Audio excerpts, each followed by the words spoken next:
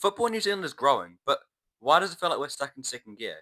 With only two pro clubs, limited opportunities, and a culture that tells players to be realistic. It's no wonder most of our best talent is heading overseas. So let's get into it, because there is a problem with football in New Zealand. Now, don't get me wrong, I do think the football community here in New Zealand is definitely getting better, and it's growing a lot. I've been a part of football here in New Zealand for about 10 years. I've played football, I've done football refereeing, I've done football coaching, so I think it's definitely getting better. But let's face it, we're so far behind other countries, with only one Kiwi player in the Premier League, and that's Chris Wood. While that's awesome, it can feel pretty discouraging for young footballers around New Zealand who are dreaming to reach that level. I think one of the biggest thing that separates New Zealand from other countries is the lack of opportunities. With only two pro clubs situated in the North Island, I think a lot of our best talent from the South Island is heading up to the North Island or going overseas. Now, again, I don't think this is a bad thing because obviously, if you're a really good player, you should be aiming for them high levels, and going overseas can often you can reach that. With Auckland FC, more New Zealanders will have the chance to go pro, which I think is fantastic.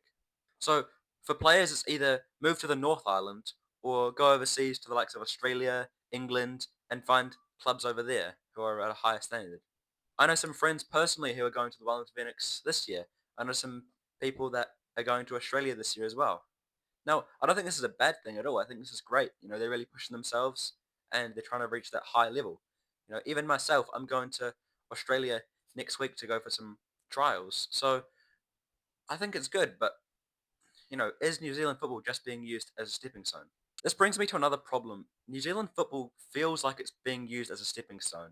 It feels like players are starting off at their local clubs, then pretty much when they realise they're good enough to potentially make it pro, they end up moving to the North Island or move to Australia or move overseas. They realise that the pathways here in New Zealand aren't strong enough to reach the top level, or at least top level leagues in Europe. And really, who can blame them? Who can blame players for wanting to go abroad and wanting to push themselves and get better? Because let's face it, is the New Zealand football strong enough? But that's where it gets tricky. For many of us who dream to aspire to reach that pro level and training every day to get there, we're told to be realistic. We're told you can't make it pro because you're from New Zealand. And while I get that we're in a rugby dominated country, it doesn't mean football can't grow. This attitude towards football in New Zealand just kills the ambition, and lots of players stop playing because of it and fall out of love with the game. Players feel doubted. They don't have that guidance or clarity to believe in themselves and believe in their potential that they can go pro. That brings me on to my third point, the culture of negativity surrounding football in New Zealand. There's too much rivalry, negativity, and jealousy.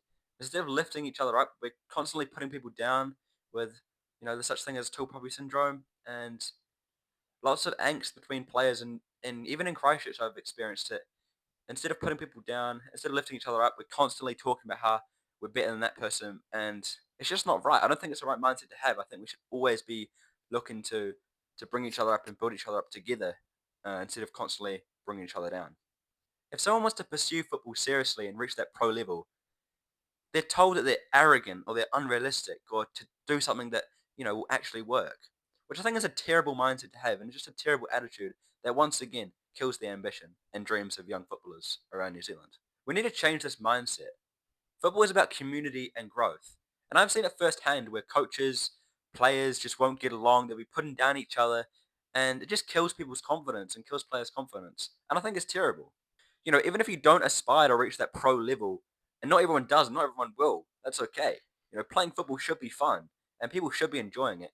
There shouldn't be the added pressure of coaches having a go at them, or their parents having a go at them, or their captain even, or players in their team when they just don't get it right. Because let's face it, footballers aren't perfect, and nobody can get it right 100% of the time. Even Messi, even Ronaldo. I mean, look at Odegaard today, this morning in the Arsenal Man United game. He missed a penalty. That's absolutely fine. It's natural. It's human. It's showing that players are human. Footballers should be treated with more compassion. We need more players, coaches, fans supporting each other. Instead of tearing each other down, we need more support. I've seen how negativity can hold players back, and honestly, we're so much better than that. Finally, there's a lack of investment. Football in New Zealand isn't just underfunded, it's undervalued. The facilities, coaching, and pathways need serious improvement. Now, I do think, especially in Christchurch, there's a number of awesome coaches and brilliant facilities here for football. I think just around New Zealand in general, it could get so much better, and I think that's where it can definitely grow and improve. While there are some amazing people doing stuff that's incredible here for football in New Zealand, there's some amazing trainers, coaches, professionals, and just amazing people out there online and in person that can help you. It's just not enough to keep up with the rest of the world. For example, even Australia and smaller countries in Europe, such as Sweden or Croatia, it's just not enough to keep up with countries like them.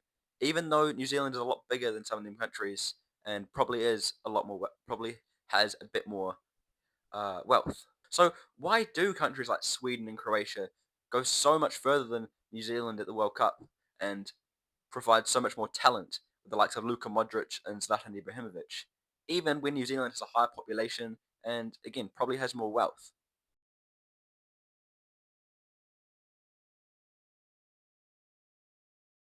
If we want to see more Kiwis playing in the Premier League, or even grow our domestic scene in the National League, or get better at the club level, we need more backing, whether it's from the government, sponsors, or the football community. We need to invest in our future. So yeah, there's a lot of work to do. I've made this video because I just see so much potential in New Zealand football, and I think can get so much better. I know that already it's awesome and people are enjoying themselves, and I think that's great. And with the addition of Auckland FC, I think it can only get better.